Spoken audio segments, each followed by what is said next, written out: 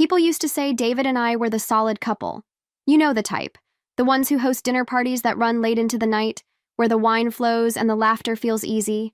I loved having people over. Friends, old and new, always had a seat at our table. And David? He was charming.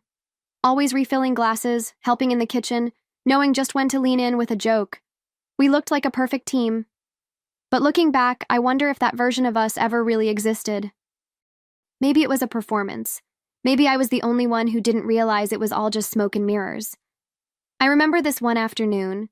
Nothing special, just a normal, quiet day. I was doing laundry, folding clothes fresh out of the dryer. And that's when I found it. Something that didn't belong. It was lace. Not mine. Not a brand I wear. Not a size I fit. I held it in my hand for a long time, just staring, trying to convince myself it was some mistake. Maybe it had gotten mixed in from a guest's bag. Maybe it clung to a towel or sheet. But deep down, I knew. The color drained from my face before I could even form the first excuse. Because I'd seen that underwear before, in Julia's suitcase during a girls' weekend. Same color, same label, same size. My stomach twisted. You know that slow, sinking feeling that starts in your chest and spreads like a cold wave? That was it. It wasn't just the underwear. It was everything that started clicking into place after. The friends who had drifted, the ones who stopped replying, the sudden awkwardness in their eyes when I'd mentioned David. I told myself not to jump to conclusions. But that day, something cracked open. And once it did, I couldn't unsee what had been there all along. I didn't scream. I didn't cry. I didn't even confront him. Not yet. Instead, I did what I always do when something feels off. I started organizing. Not drawers or closets this time, but memories. Interactions. Patterns. I made a list, a literal list, of every close friend I'd brought into our home over the last few years. And then I started reaching out, one by one, pretending I was just missing them, trying to reconnect. Some didn't answer. Others were polite, but distant, like they were walking on eggshells. A few seemed genuinely nervous to hear from me. That's when I knew. It wasn't in what they said. It was in the pauses. The weird energy. The way some of them tried to steer the conversation away from the past, like they were afraid of what I already suspected, and they were right to be. Piece by piece, the picture came together. Screenshots, old text threads, photos buried in my phone from parties or trips where their hands lingered too long. But the worst part wasn't the confirmation. It was the sheer volume. It wasn't just one mistake, or even two. It was almost all of them. Every woman I had let close. Every friend I had trusted in our home. He had touched nearly every corner of my life and made it rot from the inside out. There's a moment when betrayal stops being a shock and just becomes exhausting. That's where I was. I remember sitting on the kitchen floor, phone in one hand, an old photo in the other, a birthday dinner years ago, all smiles, all lies. I wasn't even angry yet. I just felt hollow. Like someone had scooped me out quietly while I wasn't paying attention. I kept whispering the same thing, over and over, without realizing. Not even one. Not even one friend he didn't touch. You think you'd know, right? That you'd feel it. Some shift in the air, some instinct whispering that the person you sleep next to isn't who you thought. But the truth is quieter than that. It's in the way he smiled at me the same way he smiled at them. In how easily I mistook familiarity for love. I thought I was careful with my heart, but I'd handed it over piece by piece without even noticing, and he used it like currency. There was one moment that hit harder than the rest. I was scrolling through an old message thread with my friend Elise, one of my closest, years ago. The last message from her was short. "I can't do this anymore, Clara. Please don't ask why." At the time, I thought she was just overwhelmed, maybe pulling back from everyone. I blamed myself for not trying harder to fix it, but now I saw it for what it was. Guilt. She couldn't face me. I started to see our entire life together differently. Every smile at a party, every toast at a dinner table, all laced with a poison I hadn't tasted until now. I was watching my own memories rot in real time. And David?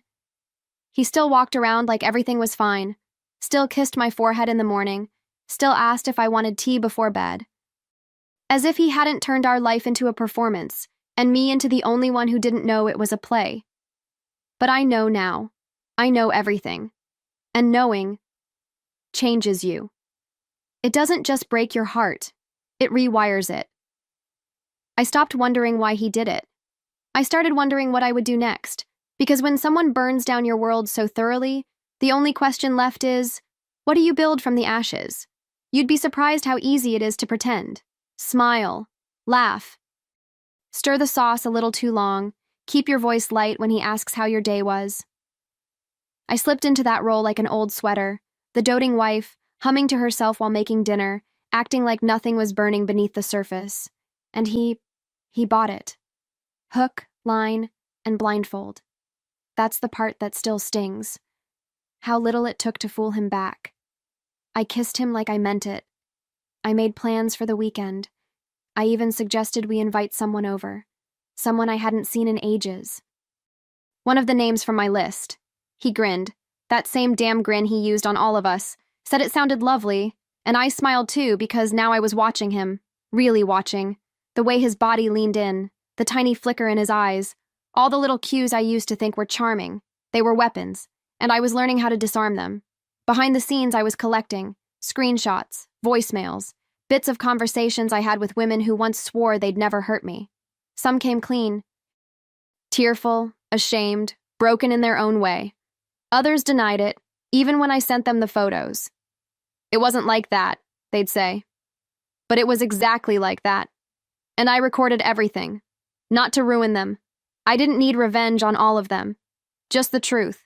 Documented. Undeniable. Mine. Then came Sophie. My Sophie. My maid of honor. My college roommate. The woman who held my hand when I was in labor. Who helped me write the vows. I saved her for last. Maybe some part of me was hoping she'd be the exception. But no. She cried when I confronted her. Didn't even try to lie. That night after she left, I stared at myself in the mirror for a long time. The woman looking back at me was already gone. What was left was something else entirely. After Sophie, I didn't cry, not even a tear. I think I'd finally run out. It was like I had stepped outside my own body and was watching someone else's life burn down in slow motion. I wasn't the grieving wife anymore. I was the observer, the strategist. Every morning I woke up next to him and pretended not to flinch. I made coffee. I wore perfume.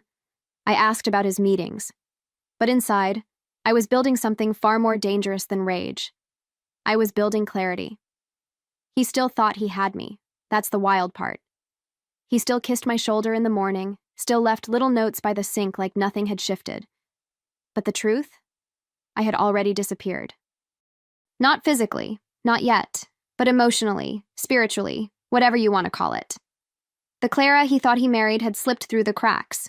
What remained was someone colder, quieter, patient in a way she had never been before. I started keeping a journal, not for my feelings. Those were scorched beyond use. I kept it for facts, times, names, notes about how his mood changed depending on who was coming over. I treated it like field work. I even gave the whole operation a name in my head. Project Vanish. It made me feel like I had a purpose again. Like I was doing something instead of just drowning in silence. I wasn't crying into wine glasses anymore. I was laying bricks for what came next. And what came next had to be perfect. It wasn't enough to confront him. Not after what he'd taken from me. Not after the years, the trust, the friendships. If he wanted to play with people like they were disposable, like I was disposable, then fine. Let him feel what it's like when the person he underestimated decides to stop playing nice. I wasn't going to scream. I wasn't going to beg. I was going to set the stage. There's a strange power in pretending, in watching someone lie to your face while you know everything, every message, every touch, every betrayal. I started enjoying it, not in a cruel way, not exactly. But there was something almost theatrical about it, like I was in a play, and he didn't know I'd rewritten the script. I watched how he moved, how he poured wine when certain women were around, how his laugh shifted when he thought I wasn't paying attention, and I used it, every detail. I invited another old friend over, one of the quieter ones, someone he wouldn't think twice about. I told her I wanted to reconnect, that I missed her. She showed up nervous, fidgety, eyes darting toward him when he spoke. But I was calm. I offered her tea. I smiled. And I watched how he flirted right in front of me, barely veiled, like I was invisible. That was the moment I stopped second-guessing myself. I knew exactly who he was now. I waited until she left to take out the small recorder I had hidden in the planter. His voice was crystal clear, the compliment, the suggestion, the "don't tell Clara" that made my stomach lurch.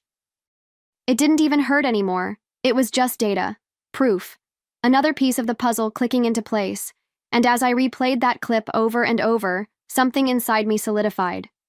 Not hate, not even vengeance, just resolve. The kind you only get when you've lost too much to care what it costs. I stood in the kitchen that night and whispered something I didn't realize I meant until I said it out loud. If he wanted to break something, I'll show him what it means to be shattered. Then I wiped down the counter, turned off the lights, slipped into bed beside him, heart steady, breath calm. I kissed his cheek goodnight. He murmured something soft, something meaningless. And I smiled into the dark, because the countdown had already begun. I told him I was planning a surprise for our 10-year anniversary. Something special, intimate, just close friends and family, the ones who meant the most to us. He looked touched, a little guilty even. Maybe he thought the years had dulled my edge, that I had softened. He kissed my hand and said, "You always make things beautiful." And I smiled, because he had no idea just how beautiful this was going to be. Behind the scenes, I reached out to each woman, one by one, not to accuse, not to scream, just a simple message. "I'm throwing a surprise anniversary party for David. Would love for you to come. It's small, very personal. You're part of our history." Most of them said yes immediately. I could almost hear the relief in their replies, like being invited absolved them of something. Like I was offering them a clean slate. Every invitation was handcrafted to feel exclusive. Some thought they were the only ones being invited. That was the point. I wanted them to walk through the front door and realize, all at once, that they weren't special, that they were one of many, the way I had been one of one, the only one who hadn't known. I planned everything down to the last candle. The food, the seating, the timing. It had to be flawless. David, of course, was beaming. Told his coworkers his wife was planning something sweet. Asked if he should wear the blue suit or the gray. I said gray. It felt more appropriate. He didn't question why I was smiling so much, why I had that extra glint in my eye. He thought I was happy, and I was, just not for the reason he believed. There's a strange kind of freedom in watching someone walk straight into a reckoning they helped design. The night of the party felt electric. Not in the romantic, candlelit way. No, this was something sharper. Like the air before a storm. I dressed slowly, deliberately. Light makeup, hair pinned just right. I wore the dress he once said made me look dangerous in the best way. It felt poetic. As the first guests arrived, I greeted them with warmth. Like nothing was wrong. Like I wasn't standing in the center of a trap with my arms wide open. I watched their eyes as they entered. The slight panic when they recognized someone else from the past, someone they thought would never be invited to the same room again. The way glances darted across the crowd, the nervous laughter. You could feel the tension ripple through the wine glasses. David didn't notice. Not yet. He was too busy playing host, clinking drinks, soaking in the praise of a man who had it all. I let him bask. Then it was time. I tapped my glass, smiling like I had just remembered something sweet. The room quieted. David stood beside me, his hand lightly on my back. I began talking about love, about trust, about what it means to share a life with someone, to let them into every room inside you, even the ones with locked doors. People nodded. Some smiled. David squeezed my hand, and I felt nothing. Nothing but focus. And then I said it. Before we toast, I thought it might be nice to share a tribute to our beautiful memories. I gestured to the projector as the lights dimmed. And yours, David. His hand dropped. I didn't look at him. I faced the screen. And then, one by one, the truths began to play. Messages, photos, screen recordings, confessions, some tearful, some bitter. The air left the room like a switch had been flipped. It was almost silent at first. That stunned kind of quiet, where no one knows what to do with their hands or their eyes. A few gasps, one broken wine glass. The footage kept rolling. Snippets of texts layered with screenshots, overlapping voices from recordings. Names, dates, faces. I'd stitched it all together like a surgeon. No blood, just clean, clinical truth. The kind you can't unsee once it's out in the open. Some guests turned away. Others stared, wide-eyed, frozen. I didn't look at David until the final clip ended. I wanted that image burned in. Him, pale and blinking, trying to process the collapse of his carefully curated world.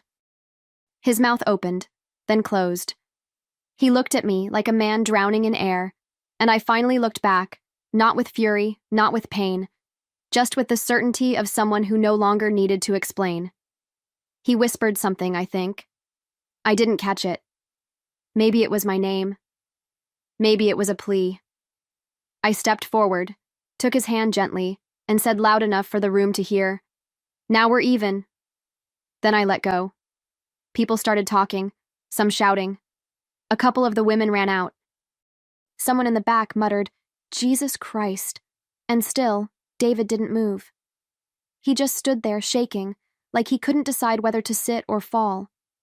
I left him standing there, surrounded by the wreckage of his own making. I didn't make a speech. I didn't cry. I just turned and walked into the kitchen, where the playlist had kept playing, soft jazz humming under the weight of the aftermath. I poured myself a glass of wine, and for the first time in years, I drank it alone, uninterrupted. The doorbell rang again, but I didn't move. The party was over. The story, though, wasn't finished. The fallout came fast. Word spread like fire through dry grass. People whispered, texted, forwarded clips. Someone had filmed part of the projector video on their phone. Of course they had. And suddenly, David's face was everywhere. The charming, dependable husband turned cautionary tale. Friends stopped answering his calls. Colleagues distanced themselves. Even the neighbor who once asked him to babysit their dog now crossed the street to avoid him. I filed for divorce 3 days later. No warning, no note. Just a signature delivered through my lawyer with the kind of efficiency David had never expected from me. He tried to delay, tried to meet. I declined. He asked if we could at least talk it through like adults. I didn't respond. In court, I sat perfectly still while my attorney laid everything out. I didn't have to say a word.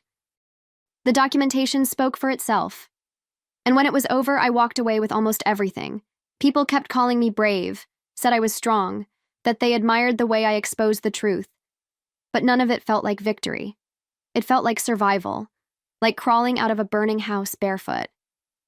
I smiled when they congratulated me, nodded politely, said, "Thank you, I'm doing okay."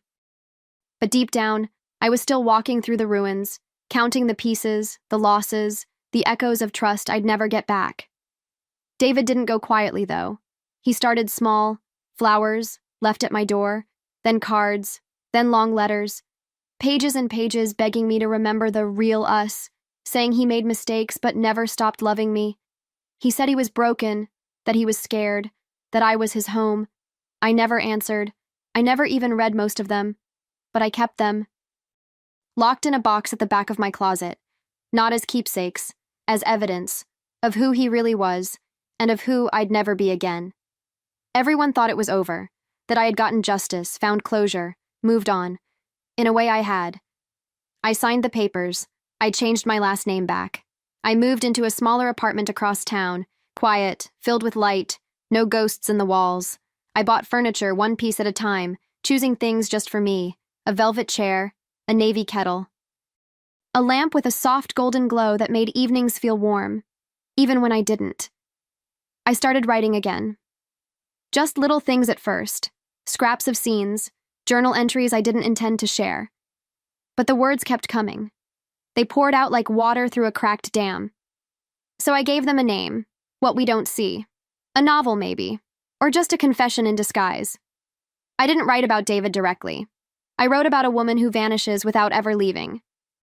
A woman who watches her life through glass and one day decides to break it. People around me wanted updates. "How are you really doing, Clara?" they'd ask with soft eyes, like I might shatter if they looked too hard. I smiled, said I was rediscovering myself. And in a way, I was. I traveled. Nothing dramatic, just small escapes. A bookstore in Lisbon, a cafe in Prague. I sat alone and let strangers brush past me, nameless and harmless. There was peace in that, in being unknown again. And yet, some nights were still heavy. I'd open the closet, stare at the box of letters, and wonder why I hadn't thrown it into the sea. But I never touched it, never reread them. I think part of me kept it as a reminder, not of him, but of the version of me who thought love meant staying. That version had died quietly, in between forgotten anniversaries and lipstick-stained wine glasses. What was left was someone I was only just starting to meet. Some people kept waiting for me to fall apart. Like I'd delayed the grief and it was bound to catch up eventually. But it didn't. Because the grief had already come and gone, not in one sweeping breakdown, but in slow, silent days of unraveling while I still had to smile across the dinner table. The collapse had happened before anyone noticed. What they were seeing now was just construction. The slow rebuild of someone they never truly knew. I didn't rush into anything. No dating. No revenge posts.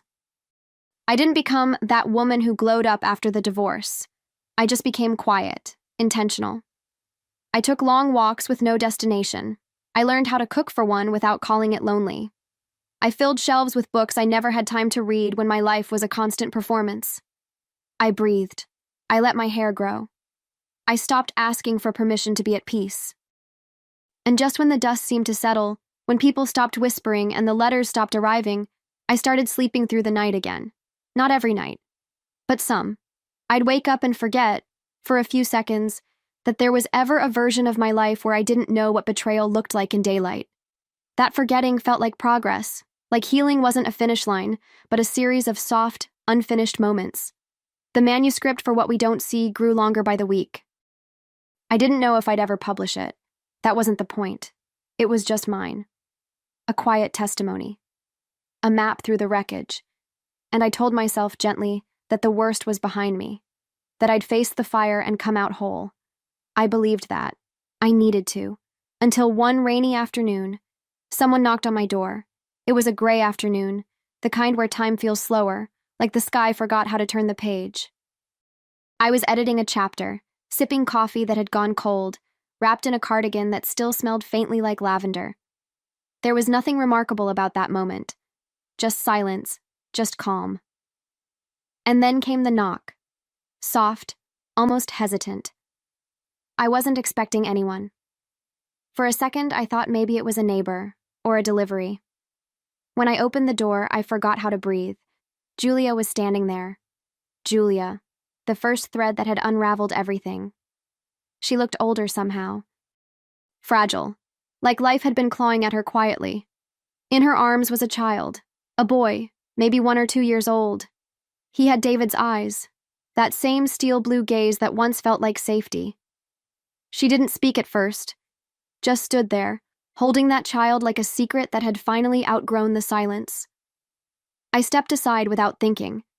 Not because I forgave her, not because I understood, but because her face, the way it crumbled when I met her eyes, told me this wasn't about betrayal anymore. It was about survival. She sat on the couch, the child still asleep against her chest. I poured tea with trembling hands, and when I sat across from her, she whispered the words I didn't know I needed and hated to hear all at once. "I didn't come here to make excuses." Her voice cracked as she spoke. "He told me you always knew, that you let it happen, that it was some kind of open thing.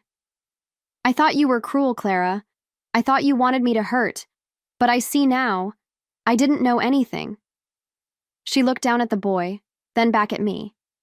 "He's David's. I didn't want you to find out like this, but I couldn't carry it alone anymore."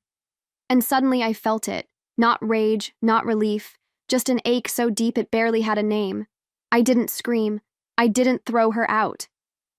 I didn't ask 1,000 questions, even though they spun in my head like leaves in a storm. I just sat there, the teacup warm in my hands, trying to breathe through the pressure building behind my ribs. He had a child, a son, and for almost 2 years I hadn't known. Or maybe some part of me did. Maybe that's why I kept the letters. Maybe I was always waiting for something else to break. Julia looked wrecked. Her hands trembled as she laid the baby gently onto the couch cushion, her voice low and trembling. He said so many things, Clara. Manipulated every truth until I couldn't tell where guilt ended and love began. I thought I was different. I thought he needed me. But he lied to me the same way he lied to you. I see that now. She looked at the child. He never even asked about him after we stopped. I watched her. This woman who had once been part of my inner circle, who had helped me choose centerpieces and folded my laundry during sleepovers. I should have hated her. Maybe a small part of me still did. But there was something else now, something deeper. A quiet, shared devastation that blurred the lines between enemy and victim. She had believed him too, and she had paid a different kind of price for it. The baby stirred, fussed, then settled again. I looked at him, really looked, and for a brief, disorienting second, I saw the life that could have been mine. Not with David, never again, but with truth, with clarity, with something honest. Julia wiped her eyes. I don't know what I'm asking for. I just didn't want to lie anymore. I nodded slowly, still staring at the boy. You didn't come to ask, I said, finally. You came to give me something I didn't know I needed. We didn't talk much after that. Not about the past, not about him. Some truths are too heavy to say more than once. Julia stayed for a while, long enough to finish her tea, long enough for the child to wake up and reach for my necklace with tiny, curious fingers. I didn't flinch. I just smiled and let him tug at it, his soft breath warming my collarbone. Something shifted inside me. Not a crack this time, but something softer. Something like release. Before they left, I asked Julia if she had somewhere safe to go. She nodded, said she just needed to see me first. That she had been carrying guilt like a second skin, and it had started to strangle her. I walked them to the door, my hand resting lightly on the baby's back as he drifted in and out of sleep. And as they stepped into the hallway, Julia turned. He doesn't know who his father is, she said quietly, and I don't think he ever will. I stood there for a moment after the door closed, listening to the silence. Then I walked back inside and lit a fire. The box was still where I had left it, tucked in the corner of the closet, layered in dust and forgotten things. I didn't open the letters. I didn't reread the apologies. I simply fed them, one by one, to the flames. Watched them curl and blacken and disappear. No ceremony, no drama. Just a clean, final goodbye. As the last ember faded, I poured a glass of wine and returned to the kitchen. Julia had left a small pacifier behind, resting on the edge of the table. I held it for a long time. Then I sat down, lit a candle, and began to plate a quiet meal for one. Or maybe not just one anymore. Not enemies, not broken women. Just survivors of the same lie, finally breathing in a room with no more secrets. Some betrayals you expose. Others, you outgrow.